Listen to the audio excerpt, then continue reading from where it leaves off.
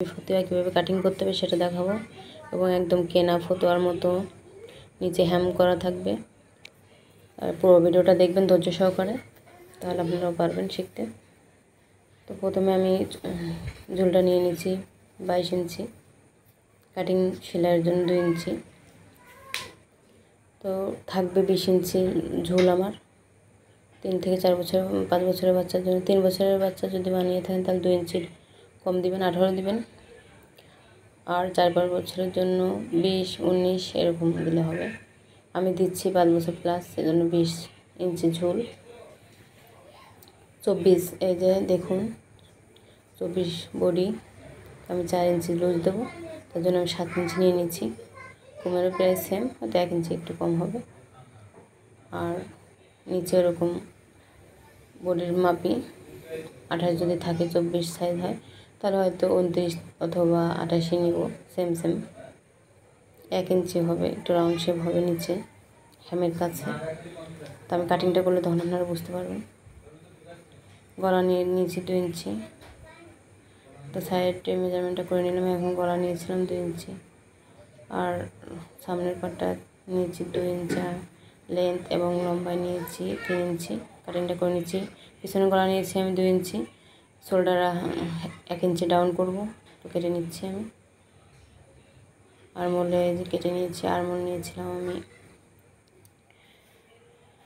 5 ইঞ্চি।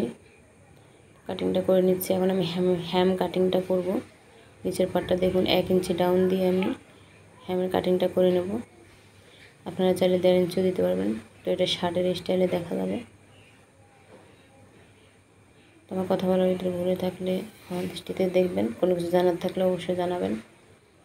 আর এটা সেলাইটাও দেখে নেবেন, খুবই সহজ, ধৈর্য সহকারে দেখবেন। তো এখন আমি চলে যাব সেলাইতে। তার আগে এখন আমি তালপাট কাটিংটা করে নিচ্ছি। ফ্রন্ট পার্টের মাঝখানে কেটে নিচ্ছি। এখন কাটা শেষ হয়ে গেলে আমি যে বক্রমের যে বাটম পার্ট, এটার জন্য ফ্ল্যাকেট কেটে নেব 4.5 ইঞ্চি পরিমাণ। তো দুই পাশে 2 ইঞ্চি করে এক পার্ট ধরলে 1 ইঞ্চি করে থাকবে। আর আমি গলার পাইপিনের জন্য 1 ইঞ্চি করে আড়াআড়ি কেটে নিয়েছি লেন্থ করে, দেখাতে ভুলে গিয়েছিলাম। আমি সেলাইতে চলে এসেছি। তো আমি ডান সাইডে বাটনের পার্ট সেলাই করে নিলাম।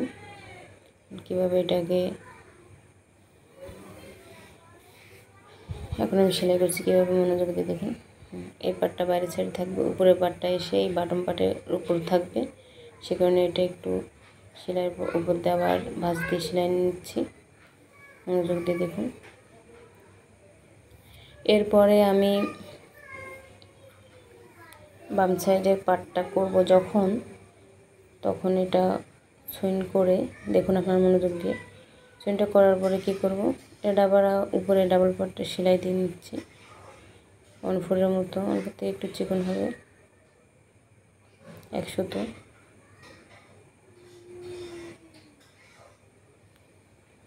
এখন আমি বাম সাইডের পার্টটা জয়েন করে নিলাম। বাটম পার্টটা শেষ, ডান সাইডের বাম পার্টের পার্টটা সেলাই করার পর সুইং করার পর এখন আমি ভাঁজ দিয়ে সেলাই করে নিচ্ছি।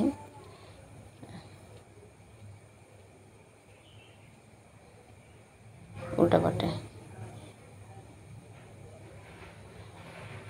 হ্যাম করার মতো ভেঙে সেলাই দিতে হবে। তো আমি আয়রন করে নিয়েছিলাম, সেজন্য একটা মেরে দিলাম। এই দেখুন হয়ে গেল। এখন আমি পাইপিং করব, গলার পাইপিংটা। তার আগে আমি শোল্ডার মেরে নেব। তো ব্যাক পার্টটা নিচের দিকে রেখে উপরে ফ্রন্ট পার্টটা রেখে মিলিয়ে সুন্দর করে শোল্ডারের সেলাইটা দিয়ে দিলাম।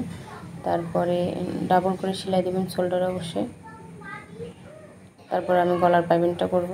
তার আগে বলে রেখে আপনাদেরকে, আপনারা যারা আমার চ্যানেল নতুন তারা চ্যানেলটা সাবস্ক্রাইব করবেন, ভালো লাগলে লাইক দিবেন, কমেন্ট করে জানাবেন কেমন লাগলো এই বেবি ফতোয়াটা। কোনো কিছু জানা থাকলে অবশ্যই কমেন্ট করবেন।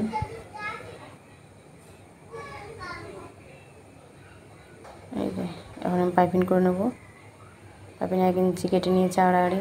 এখন অনফোল্ড করে সেলাই দিলে অনফোল্ড সুইনে থাকবে,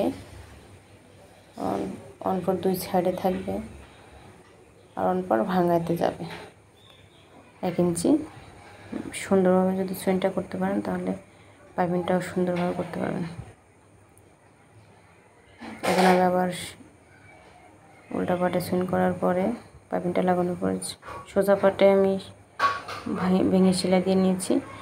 এখন আমি আরমোলের সাইডটা একটা পাইপিং করে দেখাবো, মনোযোগ দিয়ে দেখবেন।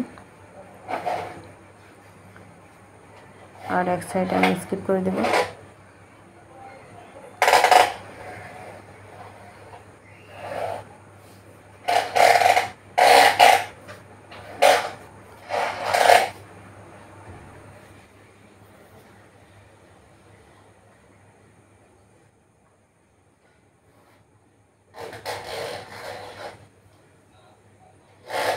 গলা সাইডে পাইপিংয়ের সময় প্রথমে একটা ভাঙা দিয়ে ভিতর দিকে এভাবে করে নেবেন, যেভাবে দেখাচ্ছি।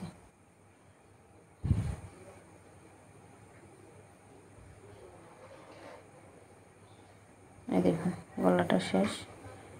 এখন আমি আরমোলের এক সাইডে পাইপিং করা দেখিয়ে দেব। আবার উল্টা পাটে পাইপিংটা সুইনটা করতে হবে, পাইপিংটা উল্টো করে নিতে হবে। ওই সাইডে যখন আবার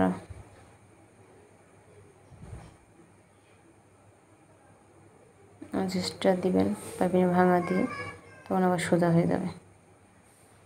সবসময় পাইপিং 1 ইঞ্চি বেশি নেবেন।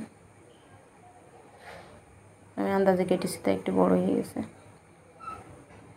1 ইঞ্চি বেশি নেওয়ার চেষ্টা করবেন, তাহলে আর আপ ডাউন হবে না। কত সহজ দেখুন। তো আরমোলের পাইপিংটা লাগানো শেষ, জিপ করেছি আর একটা। এখন দেখুন ফিটিং করার জন্য সুন্দর করে মাঝখান দিয়ে আমি আলপিন ব্যবহার করেছি 3টা। ফিটিং করে ওখানে আলপিন লাগিয়ে নিয়ে তারপরে এখন আমি সাইডটা মেরে নিচ্ছি। অবশ্যই আপনারা 4 সাইড ঠিক আছে কিনা দেখে মেজারমেন্ট করে নেবেন। এভাবে 2 সাইডে মেরে নেব, ডাবল করে সেলাই দেবো।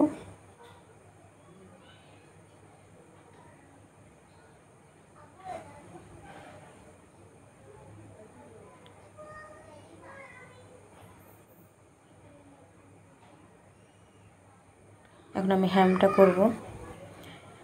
এখন আমি ফিটিংটা ভালোভাবে বসিয়ে নিয়ে ফিটিং করে দেখলাম নিচে কোনো আপ ডাউন আছে কিনা। আপ ডাউন থাকলে কেটে নেবেন। আমার আপ ডাউন ছিল না, তো আমি সোজা একেবারে হ্যামে চলে যাচ্ছি। চিকন করে 1/4 থেকে চিকন করার চেষ্টা করবেন, তাহলে ভালো লাগবে। 1/4 থেকে মোটা করলে এই শার্টের যে নিচে হ্যামের সেলাইটা থাকে ওটা সুন্দর লাগবে না। আমি শেপে সুন্দর করে 1/4 থেকে চিকন করে ভাঙা দিয়ে চেষ্টা করছি সুন্দরভাবে করার জন্য। আপনারা সেভাবে করে নেবেন, তাহলে এই ফতোয়াগুলো কি কেনা ফতোয়া যেমন মার্কেটে পাওয়া যায় এরকম দেখা যাবে। যদি শার্টের কাপড় দিয়ে করেন তাহলে একদম আমার এই ফতোয়াটা তো সুতি কাপড় দিয়ে করার জন্য একটু বোঝা যাচ্ছে, কিন্তু শার্টের কাপড় দিয়ে করলে বা অন্য কোনো কাপড় দিয়ে করলে মনে হবে কেনা, এক কালার কাপড় দিয়ে করলে। তো এই পর্যন্ত শেষ আমার কমপ্লিট, দেখে নেন। সবাইকে ভিডিওটা দেখার জন্য অসংখ্য ধন্যবাদ। কোনো ভুল হয়ে থাকলে অবশ্যই কমেন্টে জানাবেন, আমি চেষ্টা করব সংশোধন করার। সবাই ভালো থাকবেন। আসসালামু আলাইকুম।